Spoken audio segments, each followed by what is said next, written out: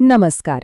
ચાલો આજે આપણે એક એવા વ્યક્તિત્વના પ્રકારની દુનિયામાં જઈએ જેઓ ખૂબ જ બુદ્ધિશાળી, સર્જનાત્મક અને હા, ક્યારેક તોફાની પણ હોય છે. આ સફર ખરેખર રસપ્રદ બનવાની છે. અને જુઓ, આ કોઈ ઝઘડાવાળી દલીલની વાત નથી. આ તો એકદમ મજેદાર બૌદ્ધિક ચર્ચાની વાત છે, જ્યાં વિચારો એકબીજા સાથે ટકરાય છે અને એમાંથી કંઈક નવું જ જન્મે છે.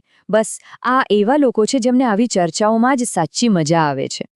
એ લોકો એવા સવાલો પૂછે છે જે બીજા કોઈના મગજમાં પણ ના આવે. તેઓ નિયમોને એમ જ સ્વીકારી નથી લેતા, પણ એની પાછળનું કારણ જાણવા માંગે છે. એમની જ જિજ્ઞાસા જ એમને સત્યની નજીક લઈ જાય છે. ઘણીવાર લોકો એમને વાચાળ સમજી લે છે, પણ હકીકત એ છે કે એમનું મગજ એટલી ઝડપથી દોડે છે કે તેઓ ખુદને રોકી જ નથી શકતા.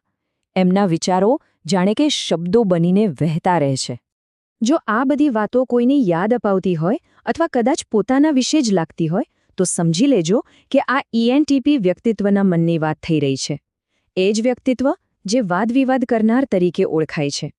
તો ચાલો હવે થોડું ઊંડાણમાં જઈએ અને સમજીએ કે ENTP હોવાનો અસલી મતલબ શું છે, એમના મનમાં શું ચાલતું હોય છે અને એમની ખરી તાકાત શું છે. ઘણા ENTPને એવું લાગ્યા કરે છે કે એમનામાં કંઈક ગડબડ છે. પણ સાચું કહું ને તો આ કોઈ ખામી નથી. આ તો એમની ઓળખ છે, એમની અસલી શક્તિ છે. તો મુખ્ય વાત એ છે કે એમની આ બેચેની કોઈ નબળાઈ નથી, બલ્કિ આ એક એવી શક્તિ છે જે એમને સતત નવા વિચારો અને શોધો તરફ ધકેલે છે. સીધી વાત છે, એમનો મગજ કોઈ કંટાળાજનક કામ માટે નહીં પણ દુનિયા બદલવા માટે બન્યું છે. ચાલો હવે આ વ્યક્તિત્વને જરા ટેકનિકલી સમજીએ. આ ENTP શબ્દનો અર્થ શું થાય છે અને એમની વિચારવાની રીત ખરેખર કેવી હોય છે. આ એમના કેટલાક જાણીતા નામ છે. એમને સ્થિરતા બિલકુલ પસંદ નથી. એમને તો હંમેશા કંઈક નવું, કંઈક રોમાંચક જ જોઈએ છે. આ 4 અક્ષરો જ એમની આખી ઓળખ છે. E એટલે એમને લોકો સાથે ભળવું ગમે, ત્યાંથી એમને એનર્જી મળે છે. N એટલે એ ભવિષ્યની સંભાવનાઓ પર વધુ ધ્યાન આપે. T એટલે કે તર્ક, લોજિકના આધારે જ નિર્ણયો લેશે. અને P મતલબ એમને એકદમ લવચીક અને ખુલ્લી જીવનશૈલી ગમે, કોઈ બંધન નહીં. આ સરખામણી કેટલી સચોટ છે નહીં? એમ સમજો કે એ દરેક વસ્તુનું પરીક્ષણ કરે છે. પછી એ કોઈ સામાજિક નિયમ હોય કે કોઈ જૂની પરંપરા, એ હંમેશા પૂછે છે કેમ, અને સૌથી મહત્વનો સવાલ શા માટે નહીં. હવે વાત કરીએ ENTP વ્યક્તિત્વના સૌથી મોટા પડકારની. કારણ કે એમની દરેક શક્તિની સાથે જ એક નબળાઈ પણ જોડાયેલી હોય છે. જુઓ, એમની દરેક શક્તિની એક બીજી બાજુ પણ છે. એમની ઝડપથી વિચારવાની શક્તિ જ એમને સરળતાથી કંટાળી જવા માટે મજબૂર કરે છે, કેમ કે એમનું મગજ હંમેશા નવા પડકારો શોધતું જ રહે છે. આ જ છે ENTP માટેનો મુખ્ય સંઘર્ષ. જ્યારે તેઓ એક પ્રોજેક્ટ પર કામ કરતા હોય ત્યાં જ એમના મગજમાં બીજા 10 નવા અને વધુ રોમાંચક વિચારો આવી જાય છે. અને આ જ કારણે એમના ઘણા શ્રેષ્ઠ વિચારો અધૂરા રહી જાય છે. તો સવાલ એ છે કે આટલા બધા વિચારો સાથે વાસ્તવિક દુનિયામાં સફળ કેવી રીતે થવું? ચાલો જોઈએ કે કારકિર્દી અને સંબંધોમાં એમને શું જોઈએ છે. આ એવા ક્ષેત્રો છે જ્યાં ENTP ખરેખર ધૂમ મચાવી શકે છે. એમને એવું કામ ગમે છે જે નવા વિચારો હોય, સમસ્યાઓનું નિરાકરણ કરવાનું હોય અને સૌથી જરૂરી સ્વતંત્રતા હોય.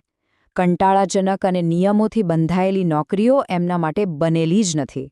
સંબંધોમાં ENTP માટે બૌદ્ધિક જોડાણ સૌથી ઉપર આવે છે. એમને એવા સાથીની જરૂર છે જે એમની સાથે વિચારોની આપ-લે કરી શકે, એમની રમૂજવૃત્તિને સમજે અને એમની સ્વતંત્રતાનું સન્માન કરે.